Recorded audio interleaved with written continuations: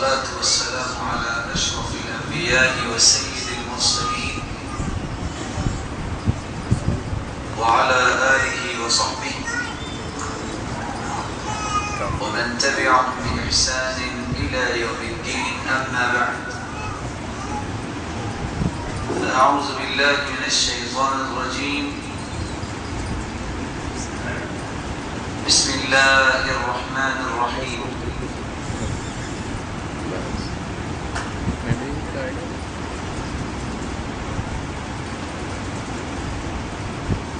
أفلا يتدبرون القرآن أم على قلوب أقفالها؟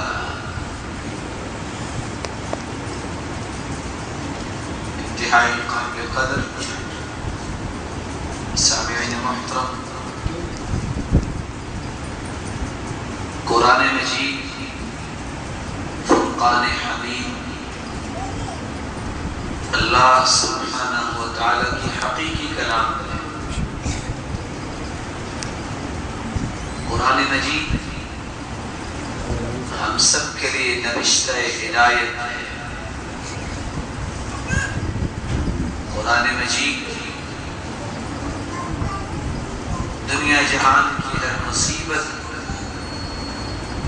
اور مشکل سے نکلنے کی ایک اکیلی راہ ہے۔ قرآن مجید اللہ سبحانہ و تعالی نے اس کو مومنوں کے لیے شفا بنا کے نازل کیا ہے۔ اتنی عظیم صفات کی حامل یہ کتاب، جس کا تعلق اس سے قائم ہو جاتا ہے، اس کی عظمت بھی اللہ سبحانہ و تعالی دنیا میں بنا دیتے ہیں۔ لیکن کس کی؟ جو قرآن مجید کو پڑھتے وقت کچھ اہداف سامنے رکھتا ہے۔ عموماً قرآن مجید کی تلاوت کو اجر کے لیے پڑھا جاتا ہے، یا بعض لوگ اس لیے قرآن مجید کی تلاوت کرتے ہیں کہ فلاں شخص کو موت نہیں آ رہی تھی، اس کے پاس بیٹھ کے سورۃ یاسین پڑھی جائے، اس کو موت جلدی آ جائے، حالانکہ اس کی کوئی حقیقت نہیں ہے۔ نہ اللہ کے رسول صلی اللہ علیہ وسلم نے اس بات کا حکم دیا۔ اقرأوا یاسین علی موتاکم کے الفاظ اللہ کے قسم سے ثابت ہی نہیں ہے کہ مردوں بھی یاسین کرو۔ یہ زندہ لوگوں کے لیے قرآن نازل ہوا ہے۔ قرآن مجید کی تلاوت جب تک انسان 5 اہداف کو سامنے رکھ کر نہیں کرتا ہے، اس وقت تک قرآن مجید کے ثمرات اور قرآن مجید کے اندر جو ایک عظیم وصف ہے کہ اس کی ہر پریشانی کو وہ خوشیوں میں بدل دیتا ہے، ہر تنگی کو آسانیوں میں بدل دیتا ہے، یہ وصف اور یہ ثمرہ، یہ نتیجہ انسان کو نہیں مل سکتا جب تک وہ 5 اہداف کو سامنے رکھ کے قرآن کو نہیں پڑھتا۔ سب سے پہلا ہدف قراءۃ القرآن بقصد العلم۔ قرآن کو پڑھو علم سیکھنے کے لیے۔ اتفاق کی بات ہے،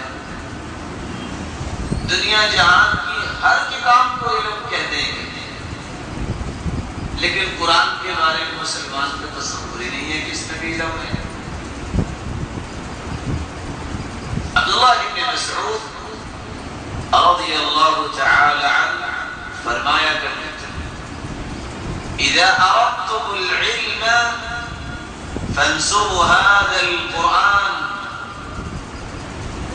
اگر زندگی میں تمہارا علم سیکھنے کا کوئی ذہن بن جائے، ارادہ کرو کہ میں نے علم سیکھنا ہے، اور علم پہچان کو کہتے ہیں، علم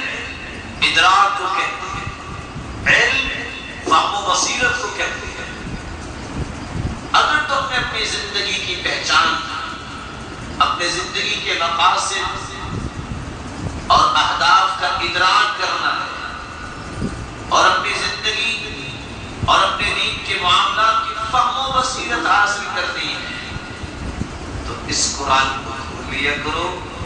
فَإِنَّ فِيهِ عِلْمَ الْأَوَّلِينَ وَالْآخِرِينَ.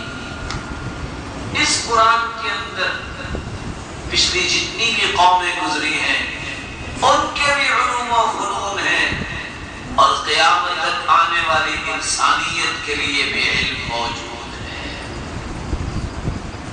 لیکن تعجب اس بات کا ہے کہ آج اس علم سے محرومی ہے. علم پہچان ہے، علم ادراک کا نام ہے.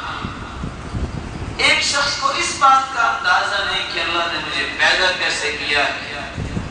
وہ ایک کلو وزن کی ڈگریاں اٹھائے پھرتا ہے، کیا بڑا ہے. یہ علم جس کو آج ہم علم سے گردانتے ہیں، یہ سائنس ہے، یہ بیالوجی ہے، یہ فن ہے. فن اور فن الرجل عربی زبان میں کہا جاتا ہے کسی کو دھکا لگانا. یہ زندگی کو دھکا لگانے والے فن ہیں. علم سے اللہ کی معرفت ملتی ہے، فن سے زندگی کو دھکا لگتا ہے اور علم سے تقرب الہی ملتا ہے جبکہ فن سے تقرب مال ملتا ہے. سورہ سے باقی ہے کہ مسلمان نے علم اور فن میں تمیز کرنا چھوڑا، لیکن اس میں کہیں غلط معنی نہ لے لیجیے گا. موقف سنیے گا. علم اللہ کی پہچان دیتا ہے.